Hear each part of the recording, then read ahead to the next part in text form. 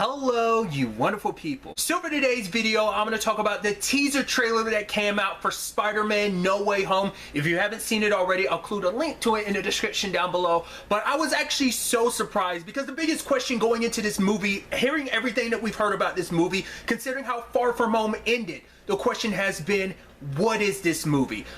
My assumption, and so many people's assumption, has always been that Peter was going to be on the run afterwards. In fact, he isn't, and I think that's so fascinating. It's like he's kind of facing it like head on, because we see him getting arrested, we see him kind of dealing with it publicly. Like, there was talks about maybe Matt Murdock might pop up in this movie, so maybe that's like he is on trial, but I thought he'd spend a lot of the movie on the run. I guess I just never crossed my mind to think, nah, he faced it straight on, because it's like, I didn't kill Mysterio.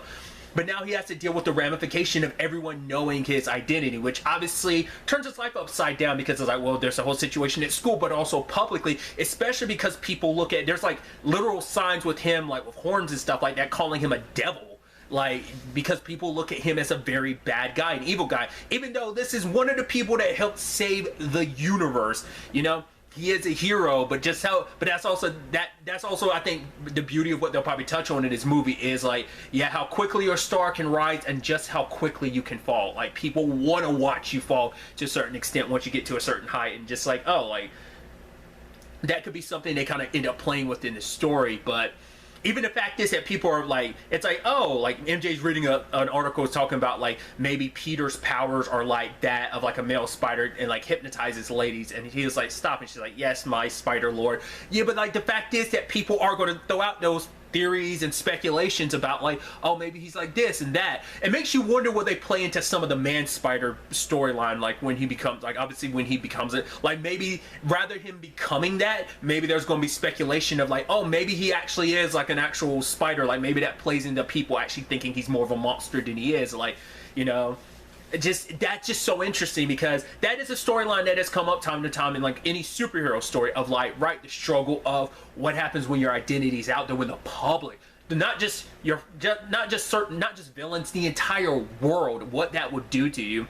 And so he decides to go to Strange because it's not just his life being affected, it's Ned, his Aunt May, even MJ. It's like, right, being a couple, like she wants to be there for him, but at the same time it is the thing of, right, you being publicly my girlfriend, being there supporting me, all the people there for me publicly, their lives are going to be scrutinized, they're going to be under the camera. So like the downside of not just fame but infamy, you know.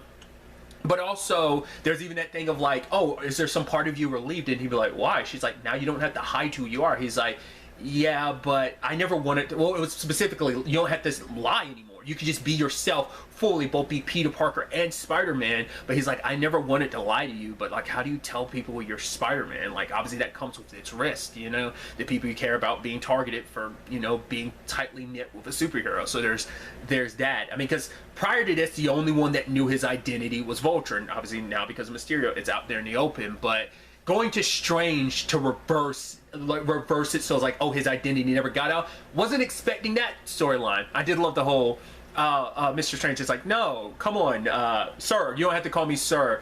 We saved the universe together. He's like, okay, Steven. Okay, it's weird, but I'll allow it. Which I love that that's playing into like their little bit they had in Infinity War. It's like, oh, you know, I'm Stephen Strange, and he's like, oh, we're using our made-up names. I'm Spider-Man. You know, that whole thing. So I like that kind of playing into that a little bit in this movie as well. But obviously, the spell, Wong is like, don't do it. It's going to have ramifications, but those ramifications being, I like that that's what this story is. It's going to be careful what you wish for, because it is a thing of Peter wants people to forget, but at the same time, he's like, oh, but whoa, if MJ forgets I'm Spider-Man, does that mean she's going to forget everything? Like, everything we've built together is because I am, like, partially because I am Spider-Man. No, Ned needs to know, and my Aunt May too, and he ends up tampering with the spell, and that screws everything up. And I think that's so interesting, because not only is it a story of be careful what you wish for, but it's also a story of you try to get everything, you could easily walk away with nothing, because Peter's trying to have it all. He's trying to be Spider-Man, keep his secret identity as Peter Parker, but keep MJ, keep Ned, keep his aunt all knowing the truth, but it's like all these little stipulations of wanting everything, and you might lose everything in the process because you're trying to get everything. And that could come off very like naive, because he's a teenager. He wants to have everything, and it's not just him. Any person under those circumstances will want anything, but like I said, you try to get everything, you can walk away with nothing. You can lose it all. And I think that plays into the naivety that he has as, you know, like a teenager, but like I said, just as a human in general. And the consequences he has to pay because of that. Like, it's like Steven saying, like, the multiverse is something we still don't even fully grasp yet.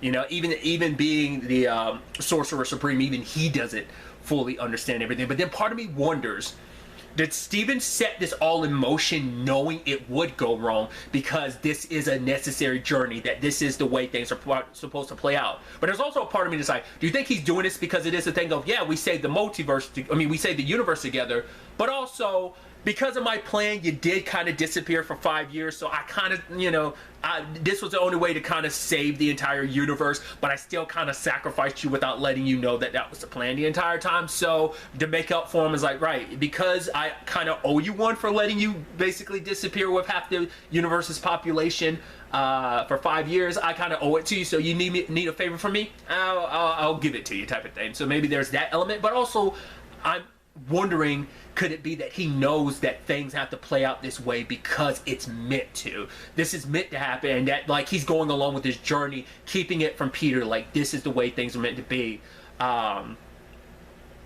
Granted, he needed the time stone to do that whole thing of seeing the possibilities, or was he able to just do that on his own? I don't remember. It's been a while since I rewatched Infinity War. Either way, it makes me wonder if it's one of those like possibilities of like things have to play out this way, or was it just an accident? But once again, it's like, are there any accidents in this? Like, or is everything planned to a T, to a certain extent? That's going to be the interesting thing. But he's put I like that we're getting the mind-bendingness of Doctor Strange in a Spider-Man movie. So seeing like the Inception level stuff of like him falling, and then like splits, the city like splits apart, and he's like falling from the sky. It's like some opening the Kingdom Hearts 1 type of like craziness, but also, like I said, that very like Inception weird bending of time and space, which part of me wonders, did this spell overlap realities in the sense of, because we do see, well, we see a Green Goblin bomb, but we also see Alfred Molina as returning as Doc Ock, and he says, "Hi there, Peter." And I'm like, is he talking to, because we're still unclear whether or not Toby and Andrew are in this, but was he talking to Toby's Spider-Man who was there, or is it that these two realities or multiple realities are bleeding together, like until the point they're collapsing upon each other to the point that they will combust if they don't fix all of this? So could it be a possibility that he's replacing the, like, in this universe, he's the one and only Spider-Man, so all these other realities are bleeding together, and it's like, oh my god, I'm technically the Tobey Maguire Spider-Man in this universe that's kind of bled together? Or is it just him being like, hey, I'm from a different dimension, but I know you're Peter Parker of this world? I'm curious about that. Because what I think is so interesting too, a lot of those scenes, like we saw early on, like the trial and everything, and him being in public with Ned and his aunt and MJ, that seems like that's all before the spell. We don't really get to see the full scope of like the world after. I mean, this is a teaser, so it's supposed to be giving you little nuggets to grab onto, while also kind of telling you nothing at the same time, because we don't know what his life is like afterwards. Like, you know, the whole thing with like, you know, maybe, and it's like, oh, things have warped because him and MJ aren't together, because that's a complicated thing of like, that's something I was thinking about.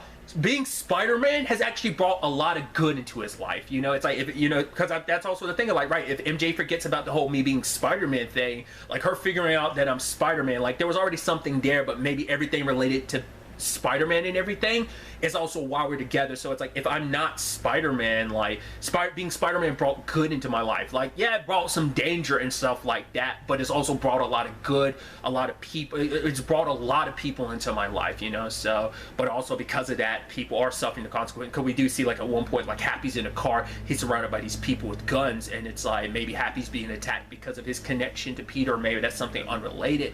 There's just so many moving pieces in this movie, and obviously this is just a teaser trailer. We'll probably get like a more official trailer like probably a little while away from now, but like, this is a nice little taste. I mean, I say a little taste, it's like a almost like 3-minute long trailer, but still, it's still nice to be able to get some idea of what this movie is, because like I said, I had the thought that he was going to be on the run. I mean, that doesn't mean he won't be later on, but that's just because of all the craziness. He was standing up, being like, no, I didn't do it. I mean, I didn't even cover it. Like, Mysterio framed him. It's like, because he's like, Peter's like, no, I didn't kill him. The drones did. It's like, you mean the drones that belong to you? So this frame job goes super deep. Like, Mysterio covered his bases, which also the biggest question is he still alive? Is he dead? Or is Peter going to come across a version of Mysterio from a different Earth, since he's coming across Doc Ock? Because this, some thoughts have been that this is going to be a Sinister Six movie, just Sinister Six members from different universes pulled in, because we're supposed to be getting Jamie Foxx's Electro from The Amazing Spider-Man 2. Obviously, we're getting Alfred Molina's Doc Ock. Maybe Willem Dafoe's Green Goblin. So a lot of stuff being pulled from those regards. So I'm so pumped for this movie. This is the movie I'm looking forward to the most. I'm excited for everything, but this is the MCU movie I'm the most excited for. Also because I'm super biased, because I'm the massive Spider-Man fan that I am. But obviously these are just some of the things going through my mind. I'd love to get to know your thoughts in the comments down below. What did you think of the trailer? What are some things you want to see in this movie? What are some things you expect to see? Let me know. But really, that's all I want to talk about. Until the next time we meet, be happy, be safe, love life to the fullest, enjoy it. Good day and good